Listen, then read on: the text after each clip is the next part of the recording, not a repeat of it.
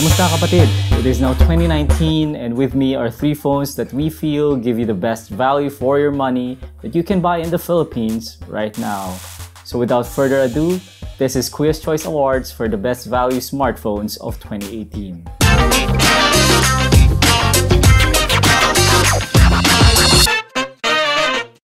So before we start, allow me to explain the process behind the selection of this year's winners. We divided the Best Value Smartphone Award into 3 main categories based on the prices at which these phones were selling at upon release. So we have 7,000 pesos and below, 7 to 14, and 14 to 21. We felt that the phones that were priced around 7,000 pesos were generally considered to be entry-level. From 7 to 14, these were the phones that were generally considered to be mid-range. And from 14 to 21, these were phones that we would consider to be upper mid-range to flagship, depending on the brand. So to kick things off, we have the winner of the 7,000 pesos and below category, and that is the Realme C1. This phone was released around December, right before the holiday rush. It sold for 5,990 pesos and it offered features that were unmatched at its price point at that time, such as this large 6-inch notch screen, dual cameras, and this nice stylish glass back. It runs Snapdragon 450. It comes with 2 gigs of RAM and 16 gigs of storage. And that was basically unmatched at its price point at that time. And the sales were really strong for the Realme C1, considering that this is the first phone that they are introducing to the Philippines. It did really well, so congratulations Realme, job well done. Up next, we have the winner for the 7,000 to 14,000 peso price range, and that is the Zenfone Max Bro M2. This phone was priced at 12,990 pesos at launch, and it came with several distinctive features such as a very big battery and of course the usual big 6-inch screen with a notch, dual cameras, and glass back, which is the trademark of phones released in 2018.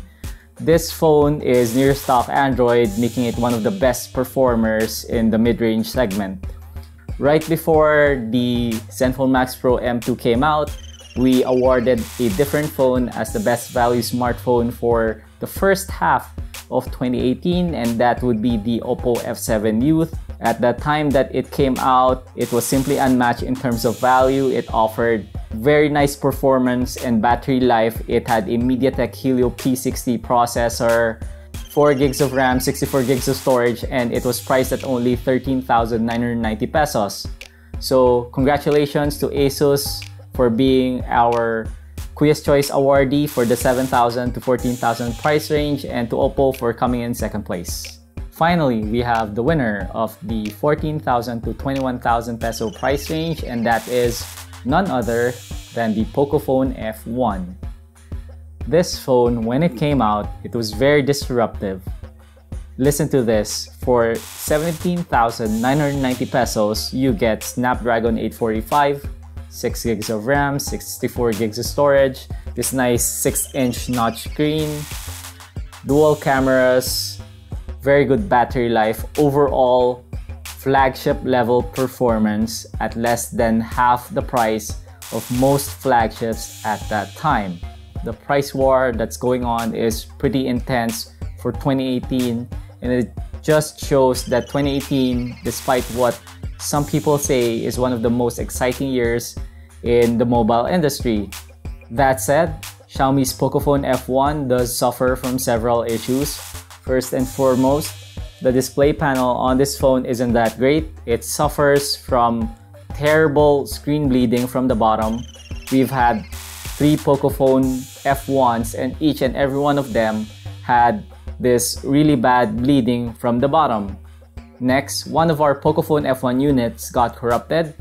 We were just using it like normal as we would. We weren't doing any heavy multitasking, but all of a sudden it just crashed and we had to reboot it. And when we restarted the phone, everything got wiped.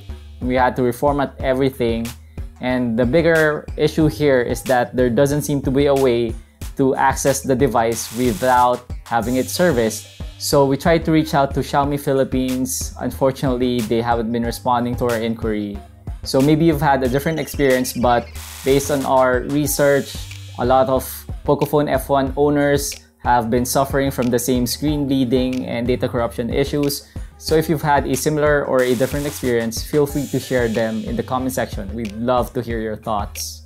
So that's it. These are the winners for this year's Kuya's Choice Awards for Best Value Smartphones in the Philippines. For 7,000 and below, we have the Realme C1. For 7 to 14,000 pesos, we have the Asus Zenfone Max Bro M2 and the runner-up, the Opel F7 Youth. And for 7,000 to 21,000 pesos, we have the Pocophone F1. We feel that these are the best value buys that you can get for your money right now. If you have a certain budget for a phone, we can't recommend these devices enough. Of course, some of you may agree, some of you may disagree. If so, leave them in the comment section below. We'd love to hear what you think. And as always, thank you for watching. Paalam.